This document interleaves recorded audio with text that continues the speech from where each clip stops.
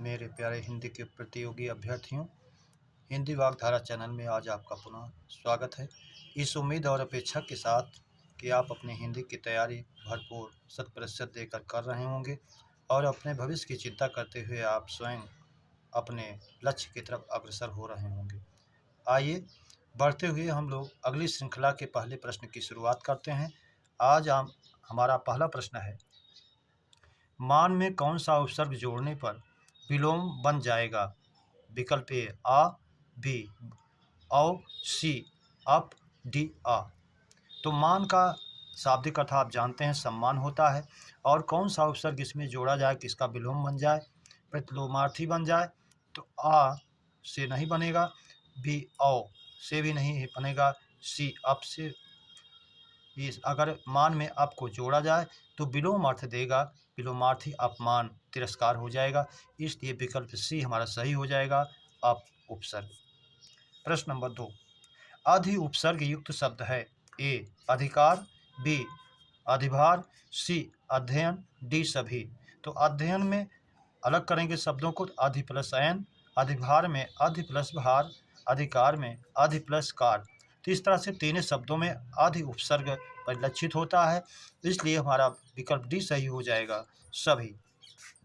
प्रश्न नंबर 3, उपसर्ग के प्रयोग से कितने प्रकार के शब्द बनते हैं?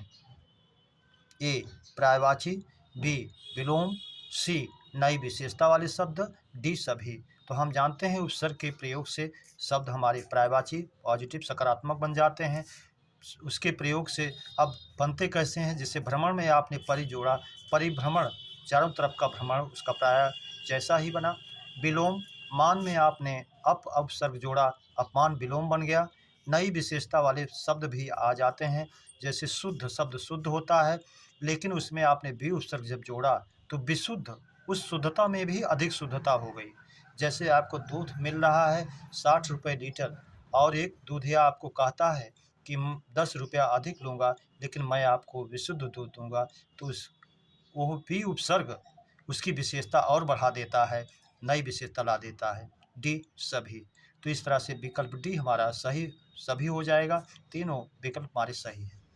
प्रश्न नंबर 4, गमन में आ उपसर्ग का योग होने पर शब्द निर्माण होगा?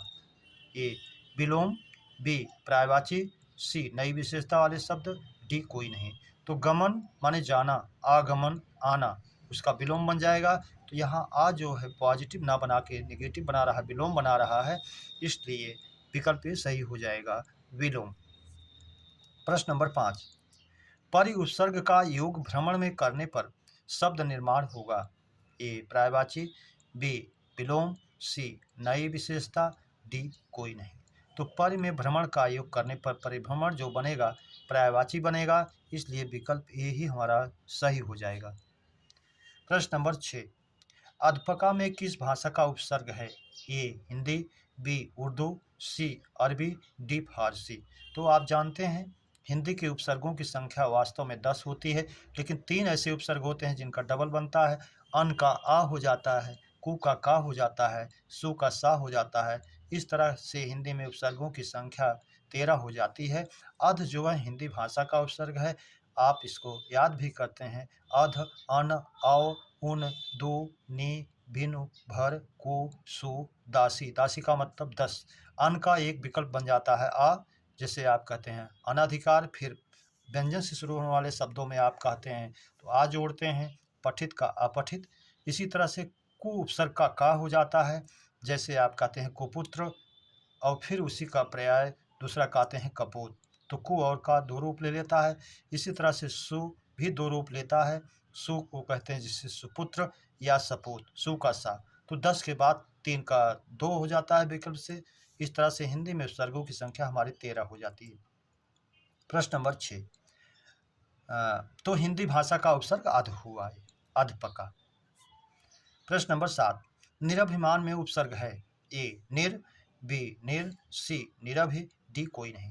तो निर ये हल चिन्ह युक्त है, इसीलिए आ आएगा अभिमान का, तो इसमें समाहित हो जाएगा, रा पूरा हो जाएगा, तो शब्द का निर्माण होगा निरभिमान। इस तरह से विकल्प हमारा सही हो जाता है, निर।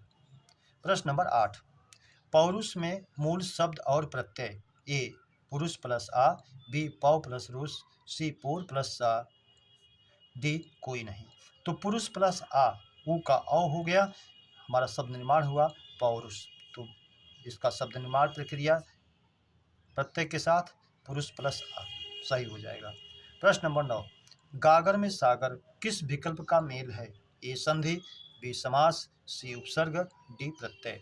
तो गागर में सागर शब्दों को संक्षेपीकरण करने की प्रक्रिया, संक्षेपीकरण तो संधि में भी हो जाता है, लेकिन प्रचलित रूप जो है वो संक्षेपीकरण का पदों का शब्दों का जो है समास में होता है विशेष रूप से, इसलिए हमारा बी विकल्प सही हो जाएगा, समास। प्रश्न नंबर 10, किसी शब्द की आवृत्ति होने पर कौन सा समास होता है? ए अव्ययीभाव, बी द्वंद्व समास, सी तत्पुरुष, डी कर्मधारय। तो आप जानते हैं जब संज्ञा की आवृत्ति दो बार होती है तो वहाँ अव्ययीभाव होता है, एक संज्ञा दूसरे के लिए अव्यय का काम करने लगता है। जैसे आप कहते हैं दिनों दिन, रातों रात, धड़ाधड़, सरासर, तो ये अव्ययीभाव के उदाहरण हो जाते हैं, इसलिए विकल्प ए हमारा सही हो जाता है, अव्ययीभाव। प्रश्न नंबर 11, अनिलासी या पौनास पर्याय है? ए भुजंग का, बी पन्नग का, सी अहि का, डी सभी का। अनिल आसी, अनिल माने हवा, आसी माने भोजन करने वाला, या उसी का दूसरा रूप है पवन आस, पवन का भोजन करने वाला पवनास, अर्थात पवन का भोजन करने वाला भुजंग होता है, सर्प होता है, पन्नग होता है, तो अहि होता है। इस तरह से तीनों विकल्प हमारे सही होने के कारण चौथा विकल्प डी हमारा सही हो जाता है, सभी। प्रश्न नंबर 12, ग्राम सिंह पर्याय है? ए श्वान का, बी कुक्कुर का, सी दोनों का, डी कोई नहीं। तो श्वान ग्राम सिंह कहा गया है कुत्ते को, इसलिए श्वान और कुक्कुर दोनों हो जाता है, तो विकल्प सी हमारा सही हो जाता है, दोनों। प्रश्न नंबर 13, जीवन पति पर्याय है? ए जीवनेश, बी कृतांत, सी अंतक, डी सभी। तो जीवन पति जीवन का स्वामी अर्थात यमराज को कहा गया, उन्हीं को जीवन का ईश कहा गया, तो जीवनेश हो गया। कृतांत किए हुए का अंत करने वाला अर्थात यमराज, और अंतक अंत करने वाले, ये भी जो है यमराज का पर्याय है, इसलिए विकल्प डी हमारा सही हो जाएगा, सभी। प्रश्न नंबर 14, अशुद्ध विलोम युग्म है? ए मान अपमान, सही है, बी अनुग्रह विग्रह, ये भी सही है, सी अतीत वर्तमान, अगर वर्तमान ना कहे भविष्य कहे तब भी आप अतीत को मानेंगे, डी ऊसर बंजर, दोनों एक दूसरे के पर्याय जैसे हैं, इसलिए अशुद्ध विकल्प है हमारा डी। प्रश्न नंबर 15, अशुद्ध तद्भव तत्सम है? ए खीर क्षीर, सही है, झूठा जुष्ट, ये भी सही है, नारियल नारिकेल, ये भी सही है, कुत्ता कुकुर, अगर कुत्ता का कुक्कुर कहा होता तो सही हो जाता, अशुद्ध है, इसलिए विकल्प डी हमारा अशुद्ध है। प्रश्न नंबर 16, ससुर का तत्सम है? ए स्वसुर स्वसुर, दोनों कोई नहीं। तो ससुर का तत्सम हमारा होता है स्वसुर, विकल्प ए ही सही हो जाएगा। प्रश्न नंबर 17, प्रत्येक हर एक हर कोई का प्रयोग होता है? ए एक वचन, बी बहुवचन, सी दोनों, डी कोई नहीं। तो प्रत्येक हर एक हर कोई एक वचन में प्रयुक्त होता है, इसलिए विकल्प ए हमारा सही हो जाएगा, एक वचन। प्रश्न नंबर 18,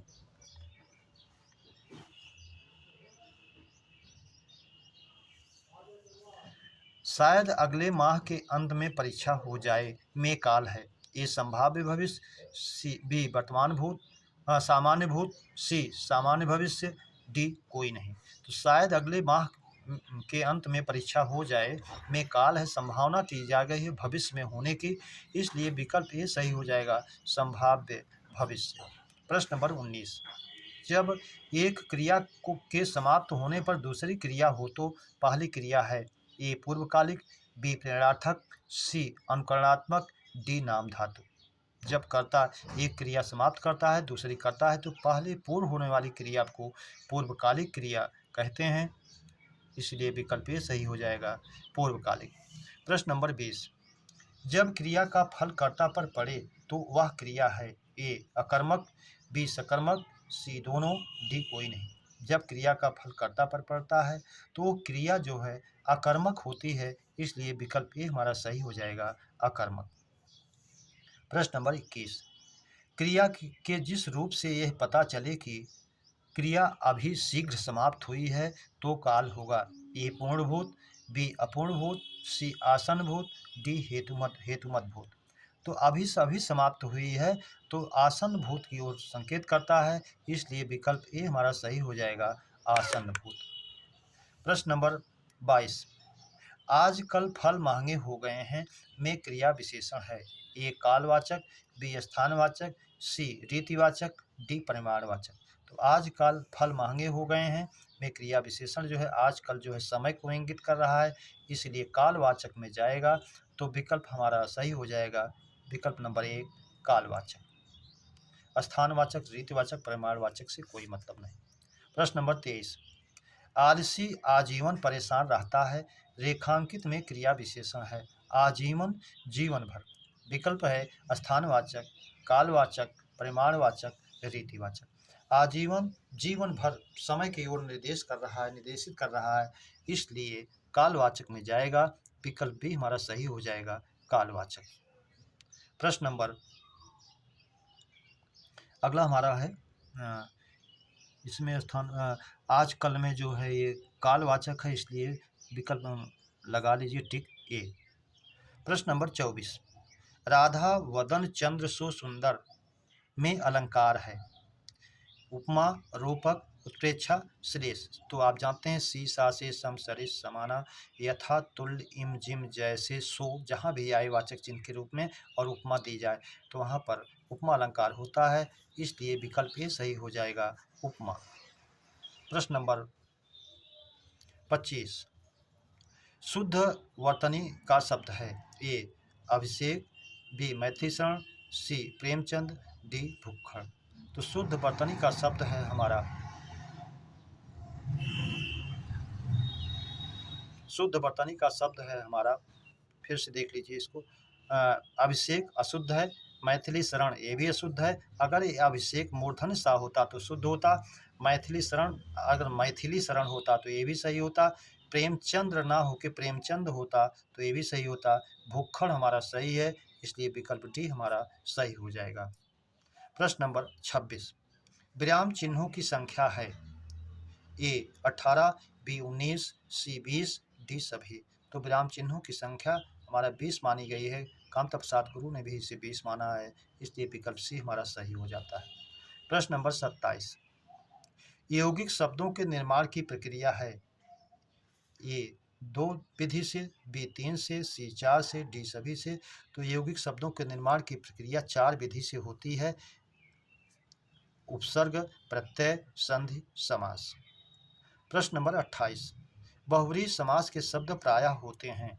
ए योगरूढ़, बी रूढ़, सी यौगिक, डी तीनों। तो बहुव्रीहि समास के सारे उदाहरण प्रायः योगरूढ़ होते हैं, इसलिए क्योंकि दोनों पद मिलकर के तीसरे पद का संकेत करते हैं, तीसरा अर्थ प्रधान हो जाता है, इसलिए तीसरा पद प्रधान होने के कारण योगरूढ़ में जाता है। बहुव्रीहि समास के सारे उदाहरण योगरूढ़ में प्रायः होते हैं। अगला प्रश्न है हमारा 29, अंधा युग रचना है किसकी। धर्मवीर भारती, चंद्रधर